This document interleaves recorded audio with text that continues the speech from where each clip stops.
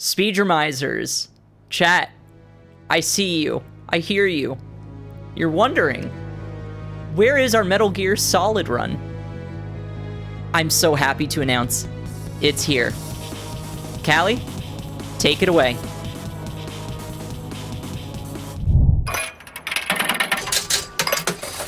Hello everybody, my name is Callie Ray, or Callista Rain. Just call me Callie. One thing already, this is not Metal Gear Solid, this is Metal Gear 2 Solid Snake. There's a huge difference already in the time, because the first Metal Gear Solid released in 1998 and this one just in 1990. It's ancient, alright? We're having this run today from BadassKnight, being run on the any %, I think on the NTSC category. No, this is PS2 PAL. This is PAL. Okay, yeah, PAL, it's better anyways, honestly. Yeah, PAL is significantly better for this game. It is. There are a few differences between PAL and NTSC, but they're not too major. It's mostly speed and how responsive these versions are. Yeah, the main difference is that the PAL version is faster, as when porting it over, they overcorrected for the difference in speed. It's 17% faster. That's like a lot, actually. Yeah. But yeah, you had about 90 days time of learning that game. Well, I've had 90 days, but I procrastinated. I actually only beat the game 2 days ago. Like, I started on the server, right? So yeah, it's gonna be something. To be fair, also like only completed like one run of it once, because it's my least favorite Metal Gear game. Yeah. I can start whenever ready, if someone wants to count me in.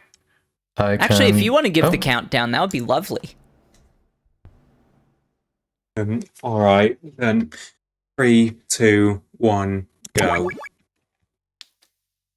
Good luck on your Metal Gear 2 Solid Snake run. So yeah, this game released in 1990, and it's you can maybe, I don't want to say you can see it, because there are a lot of pixel art style games today, but you can see it, you know. It's the sequel to Metal Gear 1, of course. It is a lot like better in mechanics and such. You have a radar that you didn't have in Metal Gear 1. You have global cycles as well. And the controls are sometimes... what I don't like about the game, which makes it worse on NTSC, so on the American version, is because it feels so unresponsive, and you see how you can like crawl through a little crevices in the fence. It's kind of a pain of getting up sometimes on NTSC. And maybe someone... But that's there in PAL as well. Sometimes you just get magnetized to the ground. Really? It's really annoying. Oh my god, it's the same way in PAL. Well, it's Metal Gear 2 things then.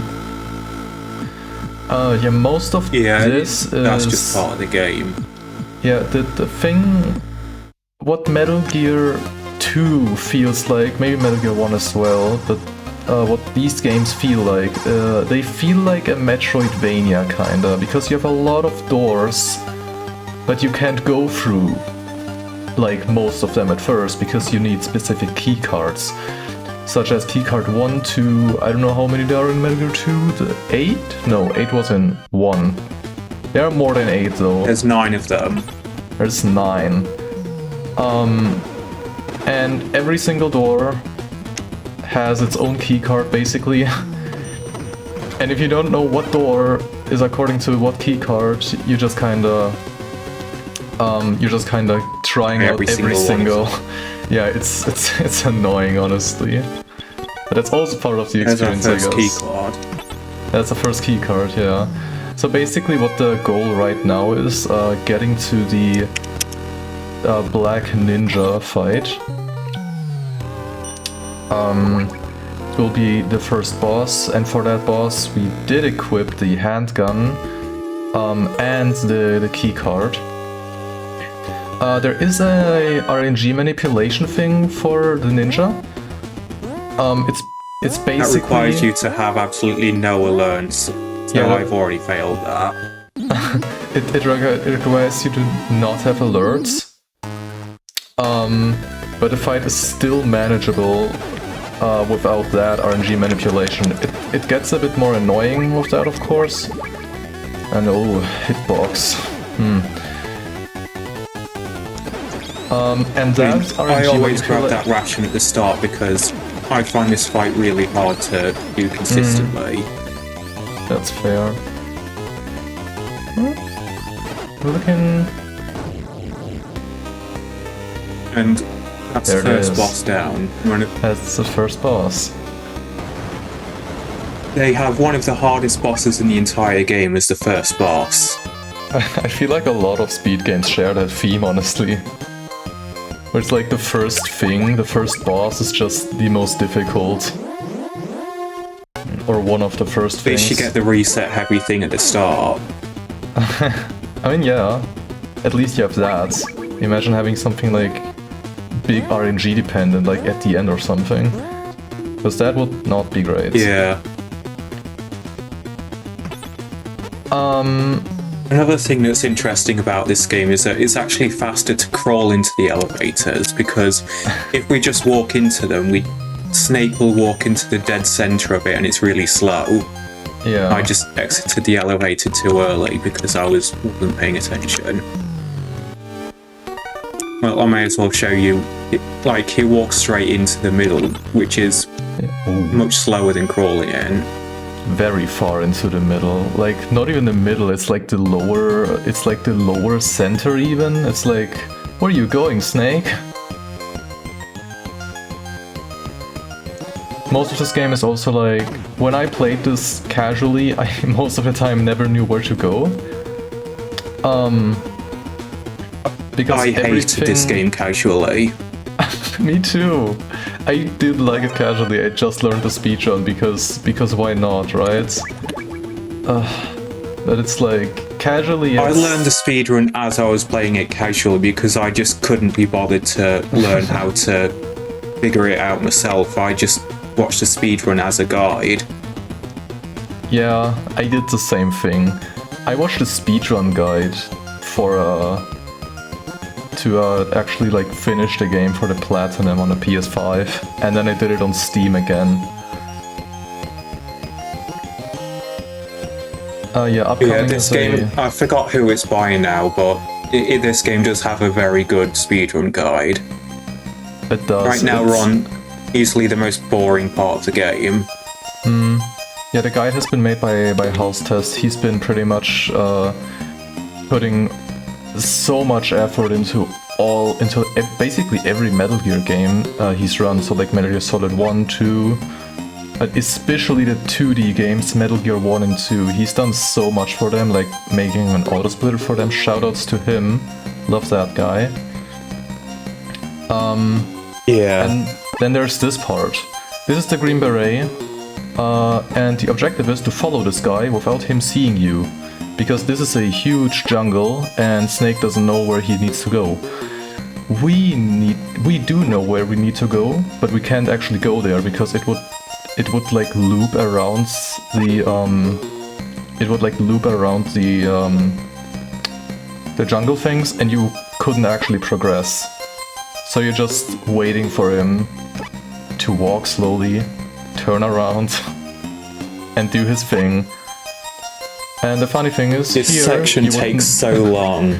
Here you would normally go up, but because the Green Beret thinks he's funny, he's doing a rotation. He's basically the part that we just went through up until here, he's gonna do that again. Just to be sure that nobody is following him. It's like, this game is so much backtracking and stuff, and it's so confusing at times because you're revisiting areas so often that it's like, have I been here already, or is this the second or the fifth time I'm here? I don't know. It's always things like this. And if he sees you right at the end, you have to do the whole thing again. Yes. I've had that happen a few times and it just sucks. It just crushes the life out of you. Yes. Oh yeah, on the second rotation he just starts running. Cause, I don't know, he's busy. He needs to find a toy or something. Not busy enough to not look behind him constantly though. There's a funny thing. It's TAS only. And it was for the MSX TAS, so for the platform where the game originally released on, that if you leave the screen with that guy, frame perfect, you will skip his second rotation, so he will instantly go upwards. I didn't know that was a thing. I don't even know if there's no way I'd be able to do it frame perfect. I mean, no, and I don't know if it would work on the PS2 versions, because it was an MSX TAS, you know? Yeah. Here we've got to talk to Dr. Marv. I can't even remember what he says here. Like, yeah, the thing with Dr. Marv. good luck reading all that fast. I love this part of this was like literally the only thing I enjoyed on my casual playthrough. He's using tap codes and you need to figure out what numbers he's tapping. So for like in the Master Collection, for example, you have something on your in-game guide basically where it explains to you how tap codes work. It's kind of something like Morse codes. So you need to decipher what numbers he's tapping on the wall for you in order to know what codec frequency his own is. I had so much fun figuring that out, and then the fun just stopped. Especially on this part. This is so annoying. This is the swamp. There is no single... You have nothing that tells you where to go. You just sometimes go like down in the swamp and you can't drown in this, and it's so slow and it's such a pain. Yeah, you kind of just have to memorize where to go, and it's if you don't have a guide to this would be really painful to learn. I would love to know how people did this when the game like released at first, when there were like actually no guides. Because like I never would have been able to beat this game without a guide. They kind of just had to try, like until it worked, right? Yeah, they must have done. Here we've got the speedrunner himself, the Running Man. He uses his speed for evil. I love Running Man so much.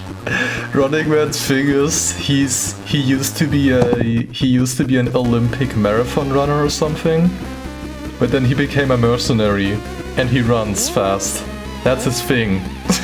That's it. Welcome to being a boss, Running Man. This boss run is kind of funny. You just place like what 4 mines on the ground, and he's always on like the opposite screen as you are.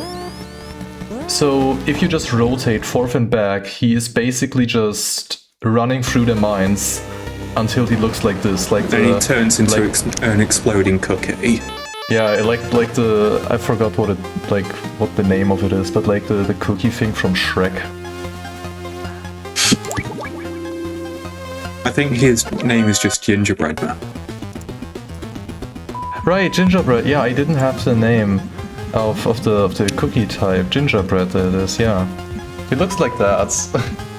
Fitting for the upcoming Christmas. I don't know when Christmas season actually starts. According to grocery stores, 2 months ago. But yeah, we also gotta go back through the swamps.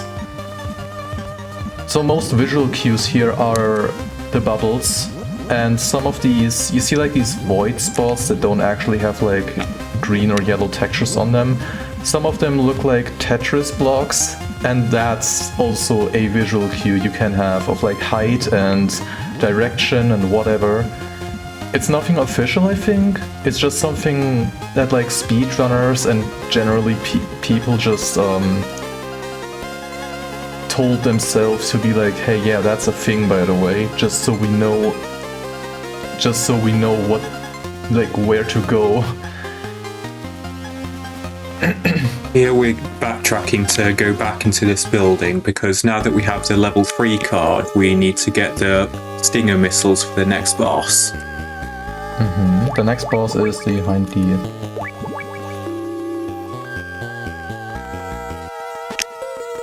I meant to actually do some kind of D-Rust run today, so I know more of what I'm commentating, because I've only done one run of this game, and it wasn't really a good one either.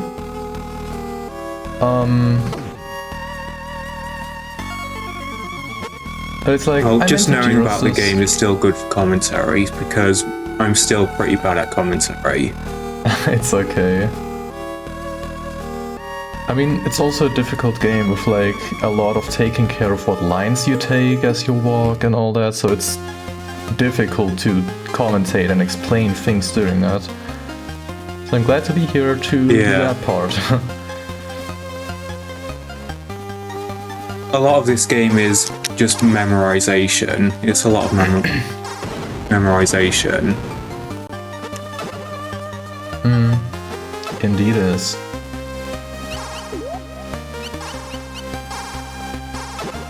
So this, for some reason... You don't have to collect this ammo, but I usually do because I like to waste ammo a lot. Wasting ammo is great. For some reason the sand there, it makes sounds. It's like kind of squeaking or something. I don't know why it does. Yes, I think it was called singing sand in the game. I think Holly tells you that.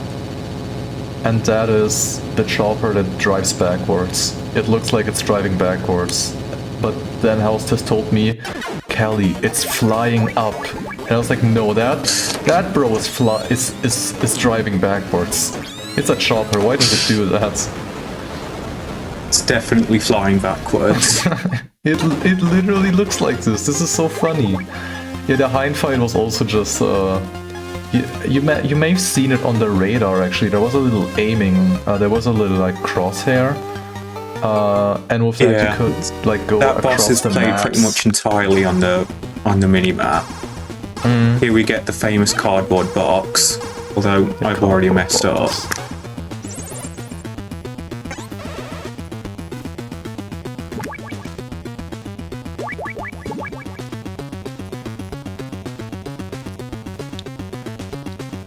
A lot of this game... Once our alert is gone, we can pretend to be cargo and go in there as in the cardboard box. It might have been faster if I went back and came back in, but I've committed to this now.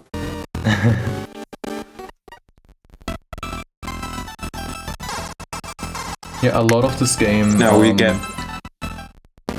A lot of this game's time save is basically memorizing where you need to go, what your menus are, because menus are like even where more time save comes from than just remembering where you need to go, because it's a lot of, okay, if I want to do this menu fast, it is up left, and the menu right after it is the different menu, but it's like down right or something, and do that for 50 minutes.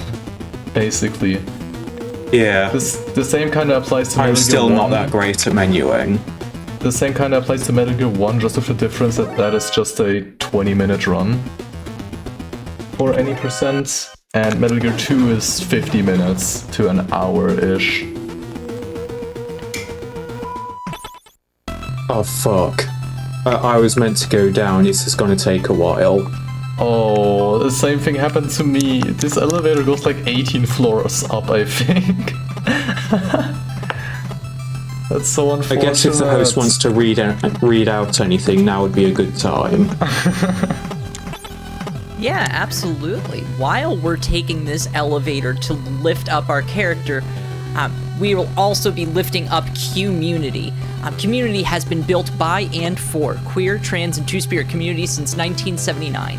Today, their leadership continues to create and build an organization that supports everyone within two-spirit, lesbian, gay, bisexual, transgender, queer, intersexual, and asexual communities across British Columbia through support, connection, and leadership.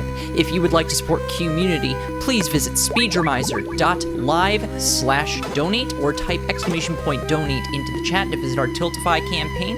Take a look at the incentives there. Let's raise some money for a great cause. Let's do it. For the people. Yay. So here we get to meet Holly for the first time. Hello, Holly.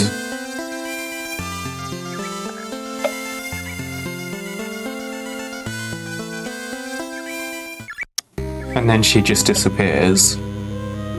Bye, Holly. I always forget who Holly is. I actually have always never an idea. And then someone tells me who that is. I go, ah, that's who that is, and then I forget again. And then I ask again, who even is she? Is Holly in the later games? No. I don't think she is. Or, I don't...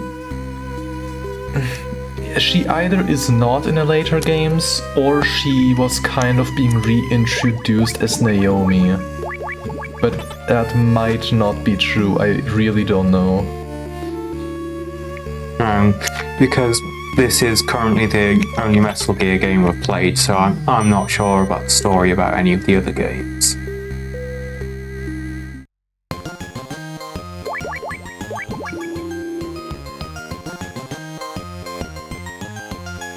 So right now I'm on the way to get some mines because, well, not mines, some grenades because we need them for the next boss fight.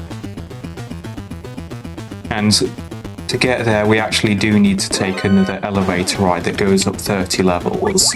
So that's going to take a while as well.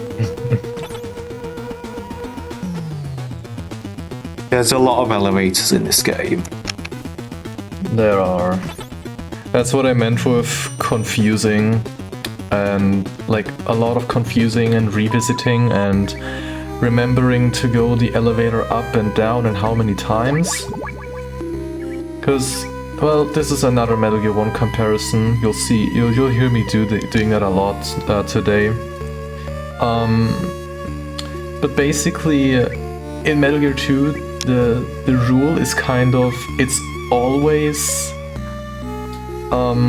always 2 down or 2 up, except 2 cases. So that's like easy to memorize. But for Metal Gear 2, that's a bit more complicated.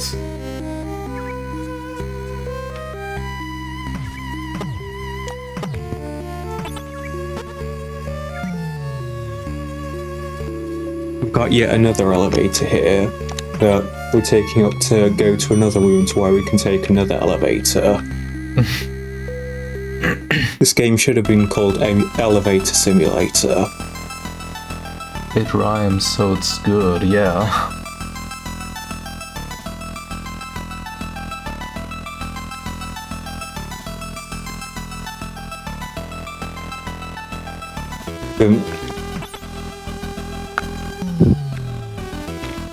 I am running out of things to say. It's okay. It's just like a real elevator. It's this awkward situation of like when a person wants to start a conversation in an elevator and the only replies to that person is like, haha, yeah, and then it just stays silent. If you really want to start a conversation on an elevator, you army crawl onto it. I think that's the solution here. Absolutely. Oh man. Here we're on to the funny grenade boss man. Oh yeah, this guy, he is so mildly infuriating. Look at him. He's green, his name is Red Blaster. Why is his name Red Blaster? You are not red. Why are you doing this? And the thing with him is basically you just throw grenades at him. Yeah, this is quite an easy boss fight.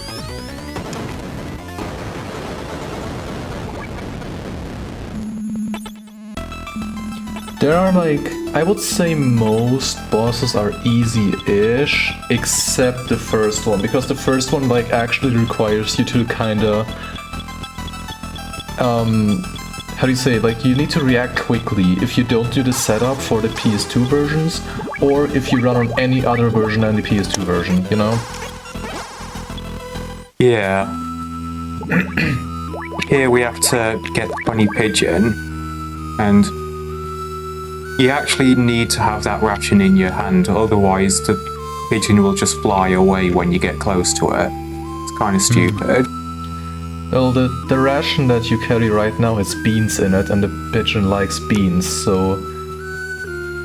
Yeah, that pigeon is a run killer, by the way, for like world record pace, for like world record pace runs, or even PB pace run for some people, because that pigeon can either spawn right in front of you and just sit there, very nicely, or it can fly and fly and fly and keep flying.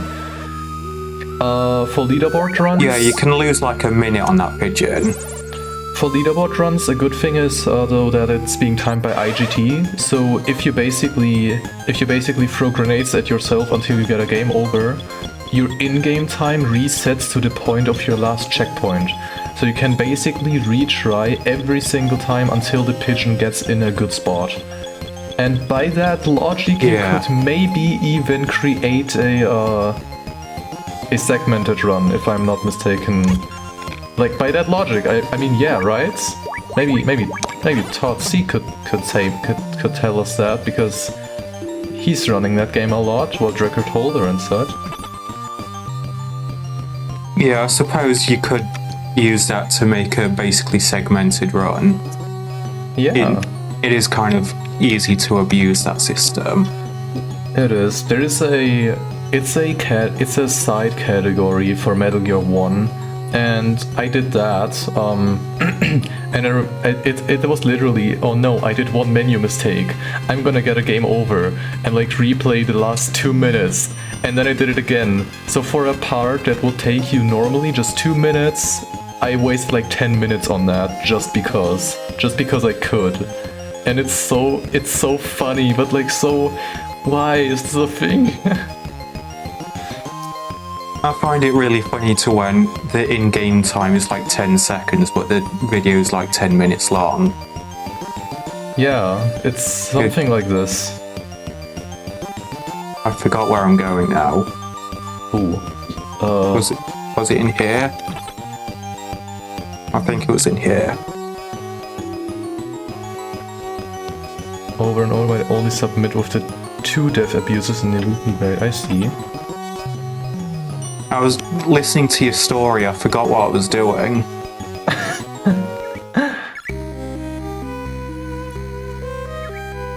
Are we correct? I genuinely don't know. Might not.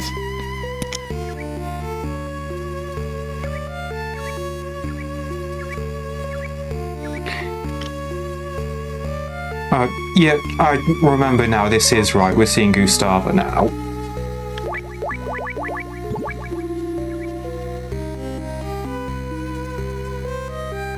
So basically what happens in the story is that after the pigeon, we called someone, we couldn't understand them, they were talking in a different language, and we need to go see Gustava so she can translate for us. Yeah, I also always forget who Gustava is. Yeah, Gustava was a former Olympic ice skater woman who meets an unfortunate death in this game. Oh, that's Gustava. Oh yeah, no, I know who she is.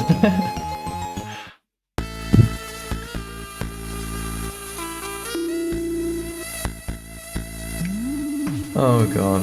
Oh, it's this room, oh god. Yeah, I'm terrible at this room. You're gonna see me get a ton of chain alerts here to where as soon as you get to the next screen and a guard sees you and freezes you again. Yep, it's really annoying when that happens.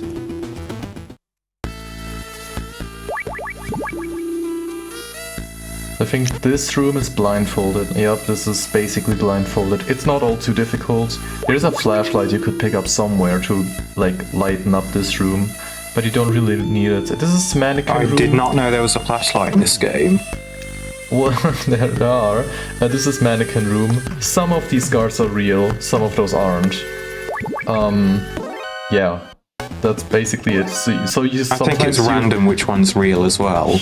It's random, yeah. So sometimes you literally just enter the room and you instantly get an alert. And how would that behave on Big Boss Run, where you need to have basically perfect stats? Because you know, it just why? You enter the room and it just fails. What we've got to do here is be a bit of a perv and follow Gustava into the woman's restroom, as that's the only way you can confirm that she is a woman.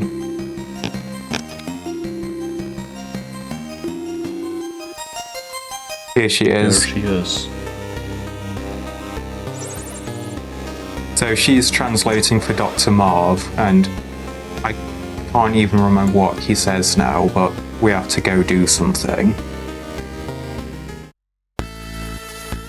And now we have Gustava with us. She's going to follow us around for a bit. Until she dies.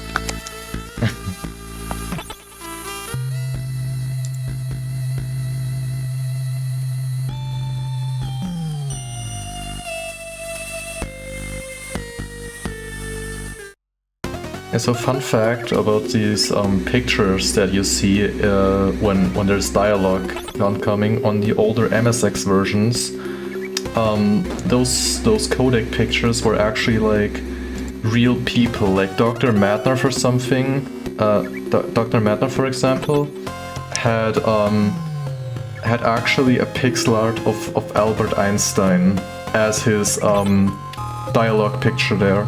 There is like actual people, but the only one I know is Albert Einstein, because all those other people are like old actors. I think for Grey Fox it's Rambo. I actually don't know. It's like these people are before my time, so I don't really know. I didn't know that. I'm assuming it's changed in this one. I don't know why they got rid of it. Well, changed it, I guess. But they did. I assume that so they don't have to pay the actors again.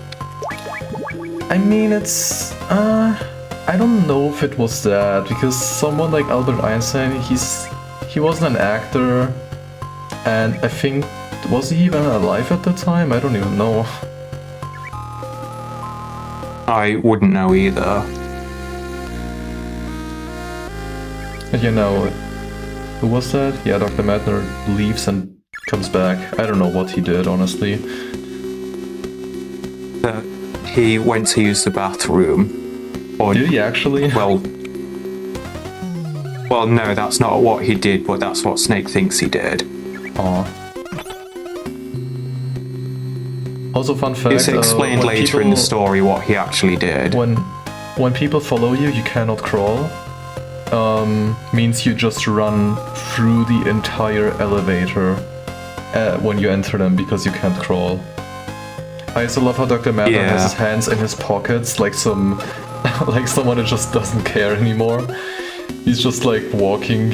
He's in a situation where you don't know what you do with your hands, so you just put them in your pockets. And now he's going to slowly walk across this bridge. Very slow. And there's nothing we can do to speed it up.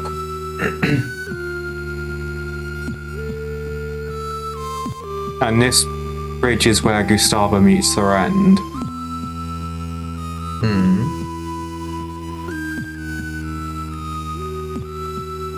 Famous last words.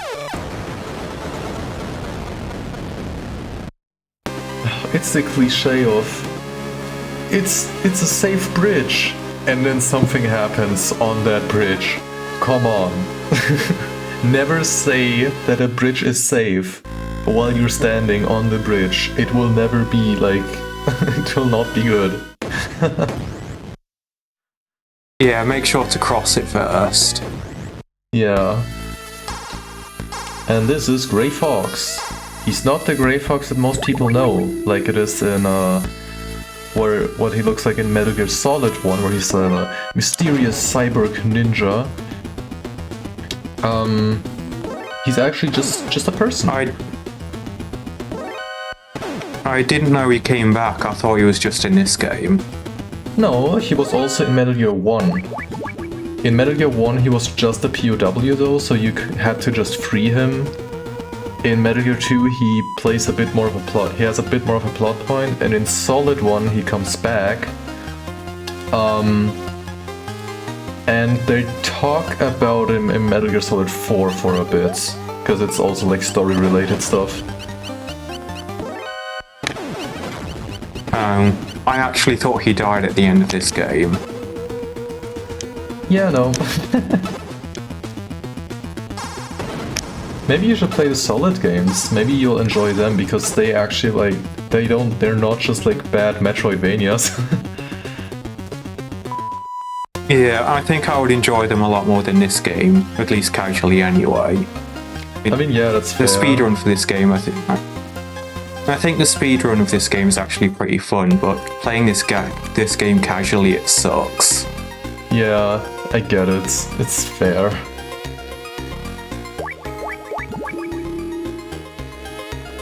I struggle very much getting it done. So here we're going over to get a hang glider, Breath of the Wild style, so that we can glide over the bridge that was just destroyed, so that we can go over to the other side. And then after that we have to go back to where we met Gustava to freeze her brooch that she gave us, because apparently it's a key or something. And it's pretty much exactly the same as the segment to getting to her, so there's a lot of repeating yourself in this game.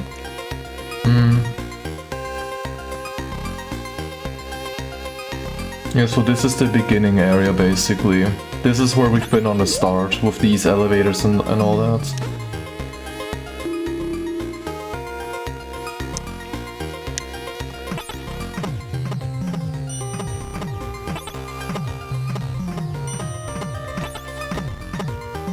A lot of revisiting and going up the elevator for uneven numbers than the previous elevator and all that. Like we've just been in this room basically. We've just been here.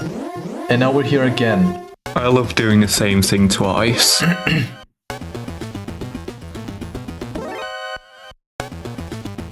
And because I suck at this section, I'm getting a lot of chain alerts.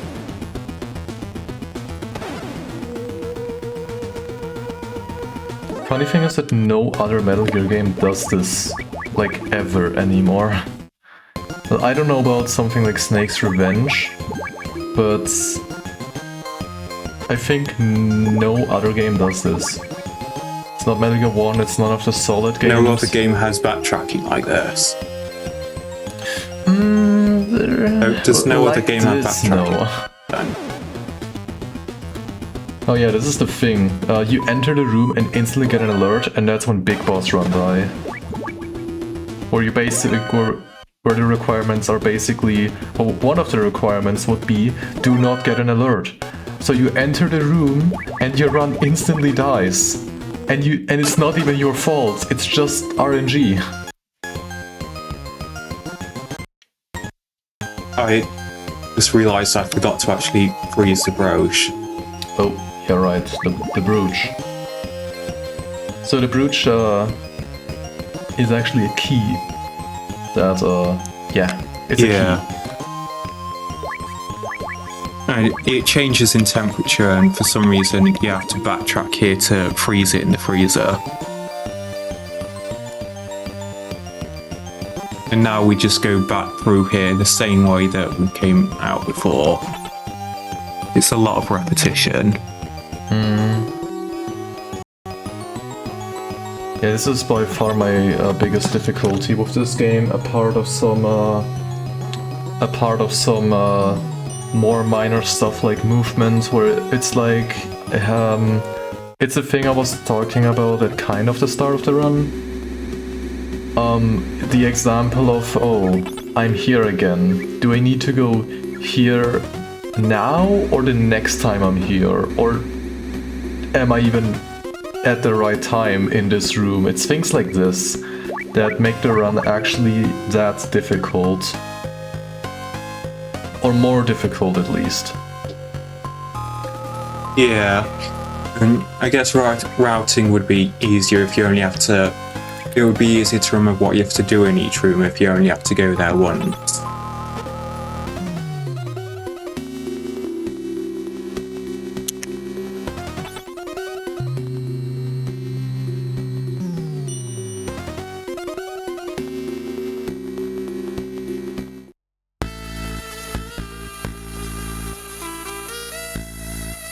So we're back here again, where Gustava met her fate, but we're not actually able to go up that bridge because obviously it's gotten destroyed by Metal Gear D being controlled by Jurey Fox.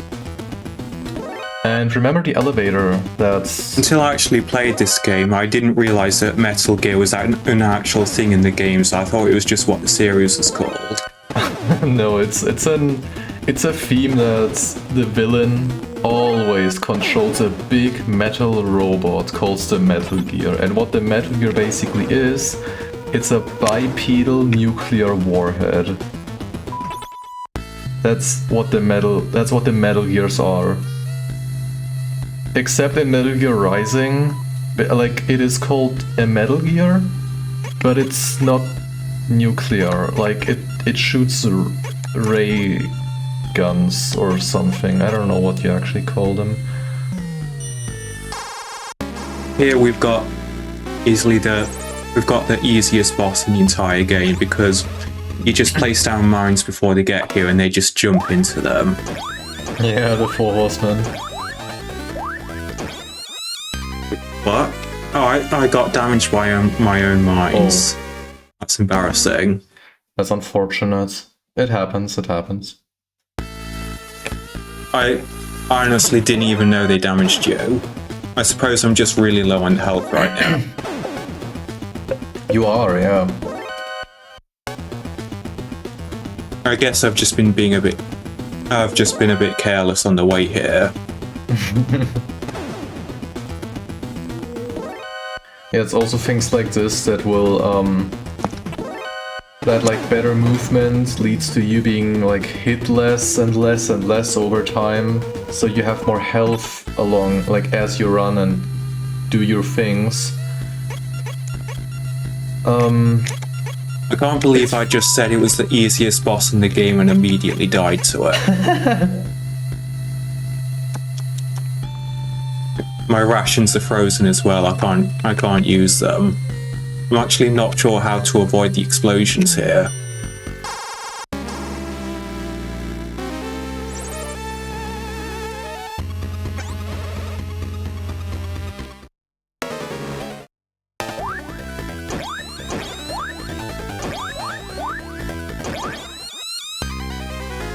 This might be a problem. I might get stuck here, actually. Can you not move a bit down? Because you place these mines on the bottom, like kind of far down, so you should be able to walk a bit more down to dodge the top explosions. I think. Yeah, I don't even know if they are hitting you. I've never had this in practice before. I didn't even know it was a mechanic. I just didn't notice that the mines damaged me before.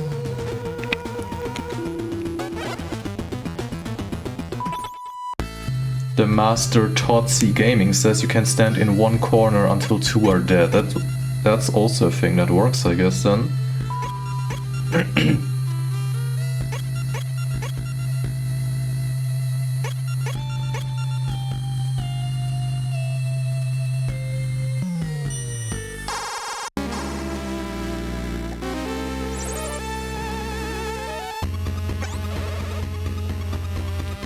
Right, so I'll try standing in this corner then.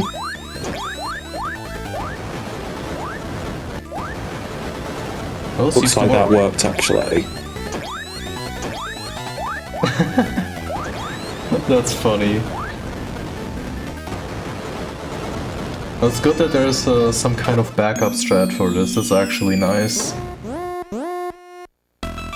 Yeah. Still can't believe I died twice on the easiest boss in the game.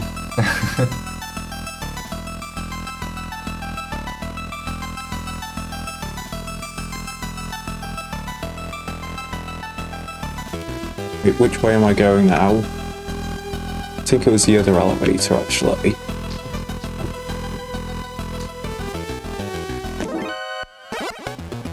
This is also a reason I wanted to do T-Rust today, in case you would like forget where to go, because it's more than understandable. I could just like kind of say, you'd kind of have to go there.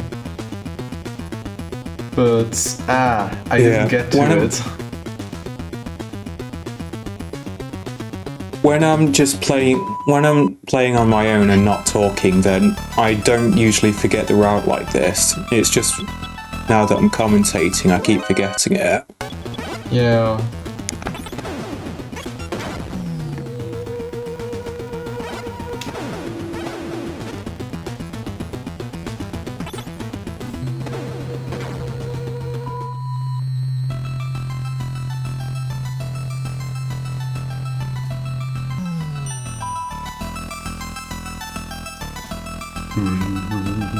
I like the Okay, yeah, this is the right way.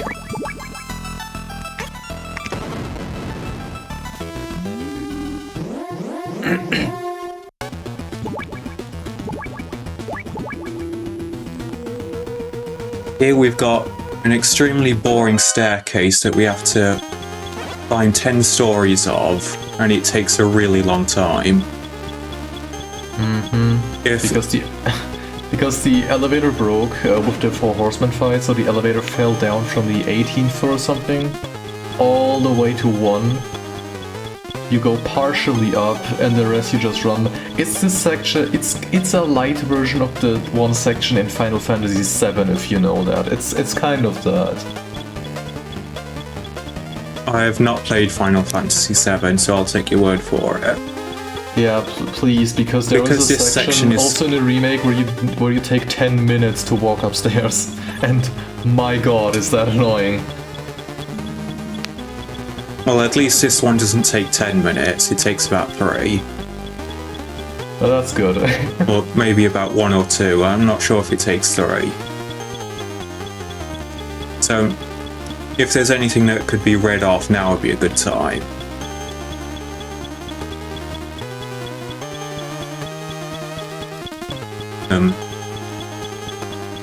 Host guy.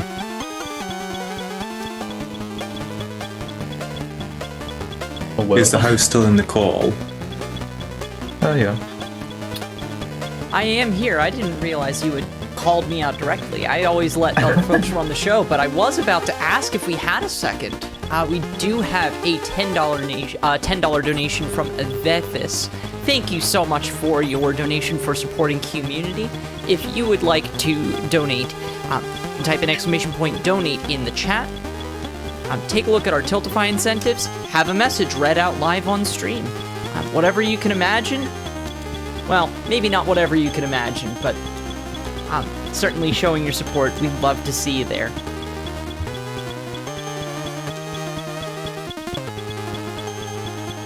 We are nearly at the top now, on floor 20. We're still running up, oh my god. Oh my god, it's a door, finally.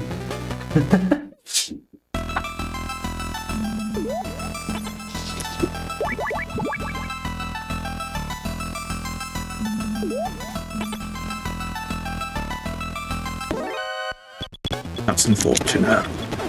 Oh.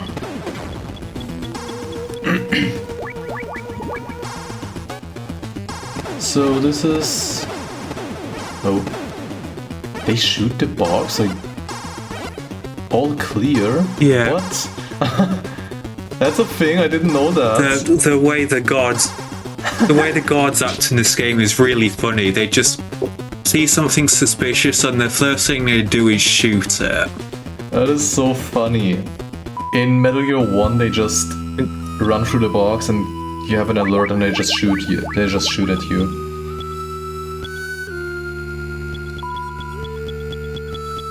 So for this part we wait for a bit, because the wind direction needs to be actually correct. Because if it's not, the glider will not get you over the bridge, but somewhere else. I don't know where, but somewhere else.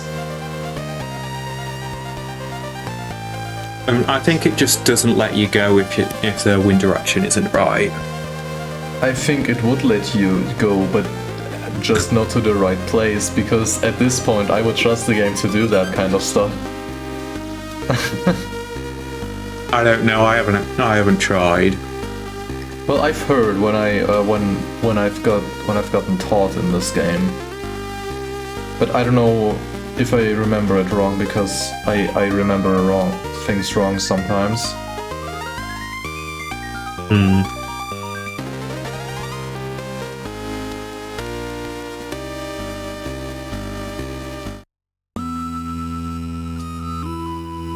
So we're finally on the other side of the Gustava Bridge now, and we're gonna go here and fight Jungle Man.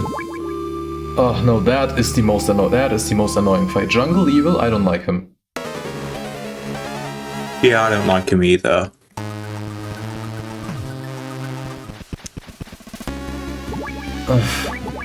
Yeah, he's a person. He's a boss, I guess. Because he's hiding in the tall grass. Yeah, sometimes he just spawns on top of you, and then he hides again.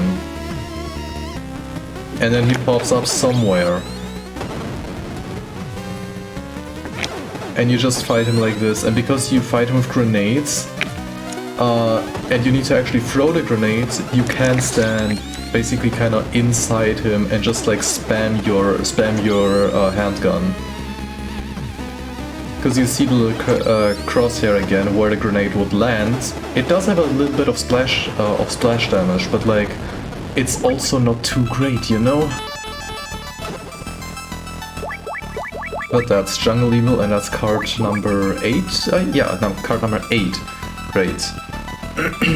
Yeah, that was card number 8. Knowingly, we're gonna have to come back here to do even more backtracking to get card number 9, because Jungle Evil actually had both card 8 and 9, but he dropped 9, and we have to come back for it. If we go to where it is now, it doesn't spawn in, so annoyingly you have to backtrack. So this is an egg we collected. With the egg that we need for... We need the egg to... It will hatch an owl. And it will like make these sounds that are old as the hoot hoot thingy. And it will make the guard disable some lasers on a door. There was also a right door where we collected the egg. But that egg will actually hatch a snake and it will eat your rations. So you wanna make sure to get the owl, which is always on the left door. Always go for the owl, not the snake. The snake is evil.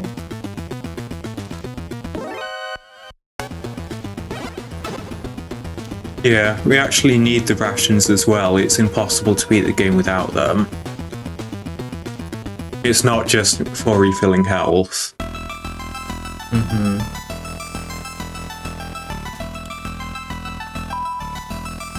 So coming up here, we're taking this detour to get this ration as well. And now we're gonna have to stand here and wait for the egg to hatch. I wanna mention how funny this owl looks when it hatches.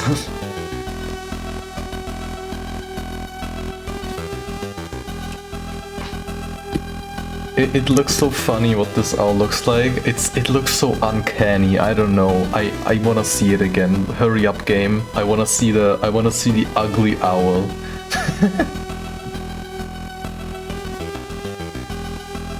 Oh, it's almost there. Any second. It's there almost it is. there. Oh my god, I hate it. It It looks is a so pretty funny looking owl. Look, he's just giving you a side eye. Why is the owl judging me? What is this? God damn it, I hate this owl. And yeah, now the owl was hooting, and the guy turns off the laser thing, so we can go through with the power of the side-eyeing judging owl. Thank you, side-eyeing judging owl. Yeah, these bulldozers are dangerous. They won't hit you, by the way. If you just touch them, you are dead. You have to make sure you don't touch them at all. They will literally just roll over you, so there's something you can do.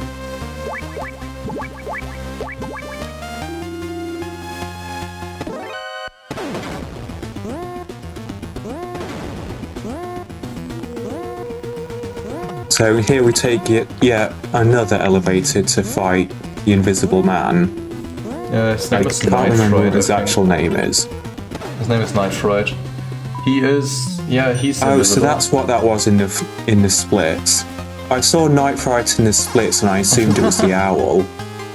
No, Night Fright is that guy that we don't even see.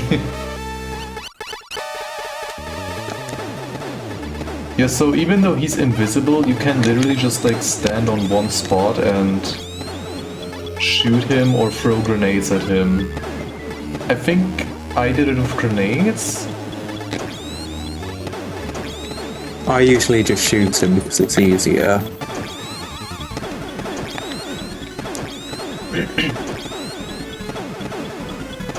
Yeah, you see he's like locked into one position basically.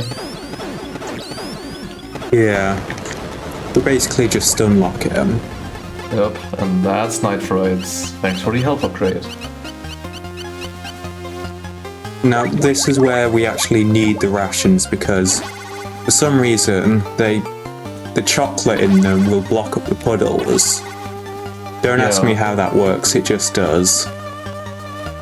I don't even know... And now we have to backtrack to go get card 9.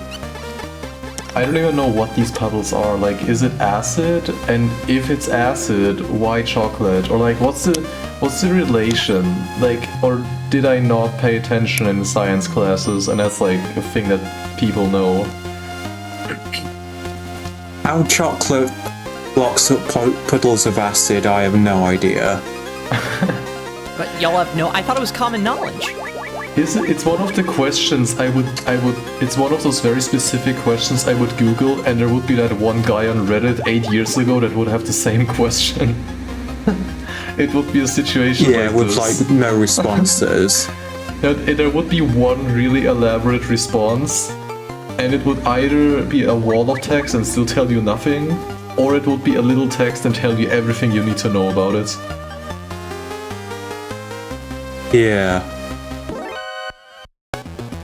I'm gonna have to Google this after the run now. Chad said it was explained by a side block character. Up acid? Yeah, it was was it? explained. Apparently, yeah, but we don't call that in a speedrun. So, yeah. You can tell I haven't talked to the side characters at all in this game. Same. Because why, right? This is Yeah, I'm actually trying to beat annoying. the game, not talk to side characters. This is actually kind of annoying. The level 9 card is in the same room as the Jungle Evil fight, and it's like just somewhere in the grass. It's not even like... It's like not even on the top or something, that you can like actually see it. It's just there. So you basically, you could pick that up right after you beat Jungle Evil. But the game tells you no with all its story flags, so you need to backtrack back there and backtrack again. Isn't that funny? Yeah. If you go there after beating Jungle Evil, the card's not there, it's not spawned in yet, which is annoying.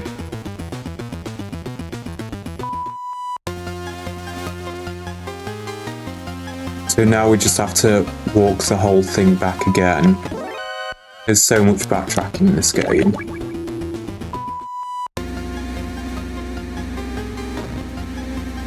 Must have flew out of his pocket when he blew up. Exactly, like, that might happen. an explosion has a lot of force, so it's like, yeah. Oh, that looked close. It looked like you would run into the bulldozer. Oh my god.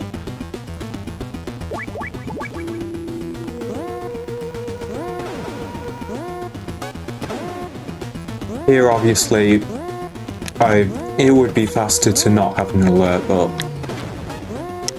I'm not very good at avoiding them.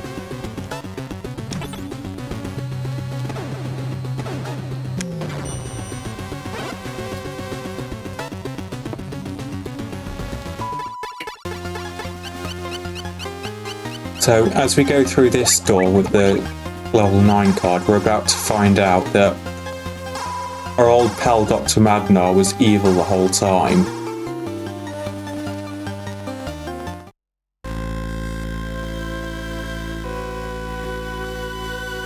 As Holly calls in and tells us that he's evil. And we have to kill him. Why would he do such a thing? Why would he be evil?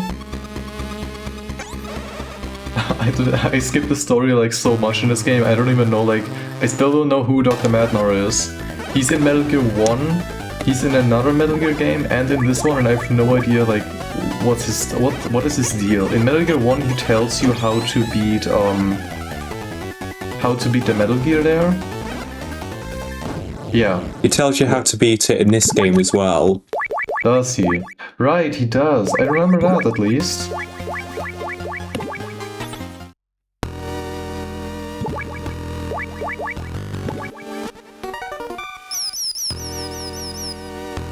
So, we need to get this game cartridge, but there's a bunch of rats surrounding it. So we have to use that ration there to draw them out because it's got cheese in. And then we just kill all the rats. You can't just go up there and grab the cartridge with the rat still there because the rats will one-hit KO you. Actually? Yeah, they one-hit KO. What? What kind of rats is these? Ultra powerful rats. This is like one of the few cutscenes in the game to where you can't skip the dialogue, it just makes you look at all of it. Oh, it's a real cutscene. So you can hear... So you could see him there telling you how to defeat Metal Gear, which is what we're going to be doing now. Oh, by the way, this fight has a lot of flashing lights, so if you're sensitive to that, maybe look away. Yeah, that's a great game design thing. They made the entire, like, outer menu flashing lights when something blows up. To a really and that applies to the entire level. screen here. Yes. I think the worst thing is this would flash up in red and white. And the Metal Gear's... Oh my god, that's... Ugh. And the Metal Gear's it's not great. weak spot is his legs. So you basically just be there and throw grenades at his legs. Jesus Christ. I hope somebody made a mod for the Master Collection where this looks normal. Because that is criminal what this looks like. This is actually illegal. Yeah.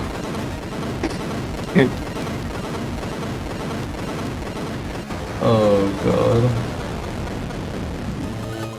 Yeah, this was like the third last boss fight now. And now, because the Metal Gear exploded, the thing is that we need to get rid of all of our items. Because for some reason Snake's head is on fire, and getting rid of everything somehow fixes that.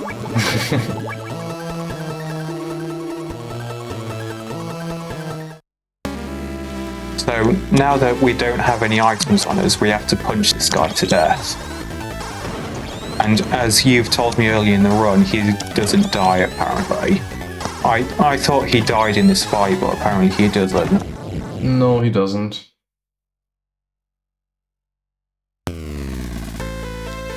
The Wii version doesn't have the flashing, that's cool. Maybe I should have ran the Wii version then. Yeah, and that was the second last boss.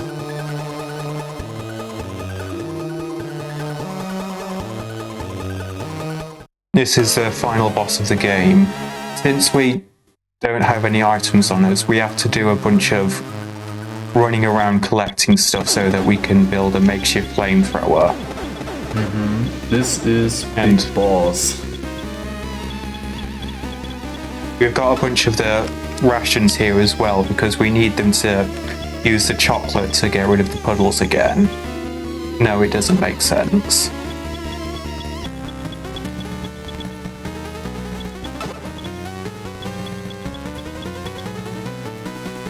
The final boss is called Big Boss. It's a bit comical, but I swear there's a lore reason for it, okay? I swear, believe me. You just gotta play Metal Gear Solid 1, 2, and 3 to figure it out. It doesn't take that long. This part of the fight is also like as Knight said, you basically just need to go through these doors and craft yourself your own flamethrower, because you don't actually have any items. Yeah, have fun figuring out what you actually need, because this is annoying. And like every door needs a different card and whatever, and wow. It would be faster if I remembered which card was for which door, but I don't.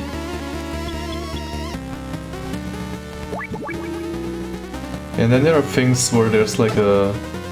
Yes, this, where if you would just move forward a little bit, you would step into the puddle and die instantly. Yeah, you have to be really careful about that. And this. Seems to be a common theme.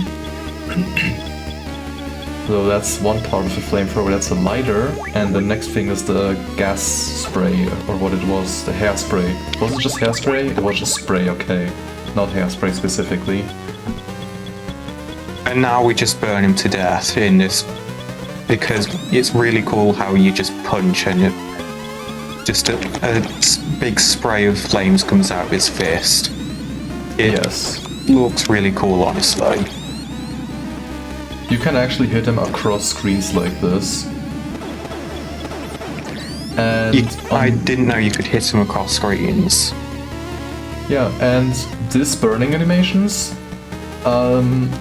if you're playing the MSX version, and he does this burning animation at the edge of the screen, you have softlocked yourself. This cutscene will never stop. Really? Yes. Only on the MSX version. Good thing I'm not playing MSX then. No one wants to play MSX except Todd C, I guess. So yeah, this was the final boss. Time is coming up in a short moment. Yeah. Not short moment, but just a heads up already. Yeah, and this is the final escape sequence. Yes, there you move faster. On NTSC, in this section, you move at PAL speed. So on PAL, you move on, I guess, double PAL speed. It's like when you go into Cheat Engine and you enable the speed hack and put in ×2. It's kinda that, I guess. Yeah.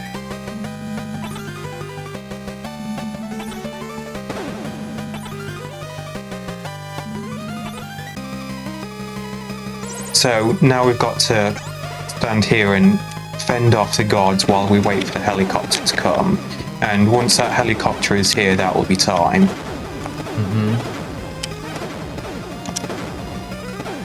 It's not long anymore. Another heads up. Just to be sure. I think for this part you also have unlimited ammo, so this is... That's time. Well, technically the in-game timer doesn't stop for a while, but more or less this is time. It's a theme for most of the Metal Gear games that you always watch through the credits and the time at the end of the credits matters, but for marathons it's always like basically when the last inputs happens, because no marathon wants to look at credits. Yeah, it's a run. And GG. The last input has already happened. Big yeah, GGs. thank you for Thank you for Turn of the Century Gaming for submitting it so that I could play this game. Thank you so much for jumping in and joining us here at Speedromizer, learning this game and showing it off for this fabulous, fabulous audience. Congrats, BadassKnight. Thank you, Callie, for joining us. Do either of y'all have any last thoughts? Any place to find you?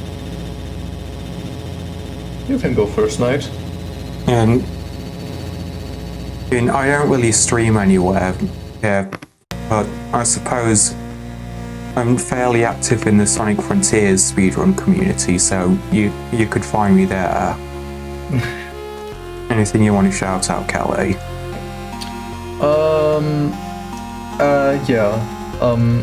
Shout outs to the Metal Gear community. For keeping up the good work, reviving games like Metal Gear 2, because I think up until 1 year ago, no, maybe 2 years ago, no one except one person ran this game. Then more people started joining and this game got revived, and it's so cool to see games like this being revived.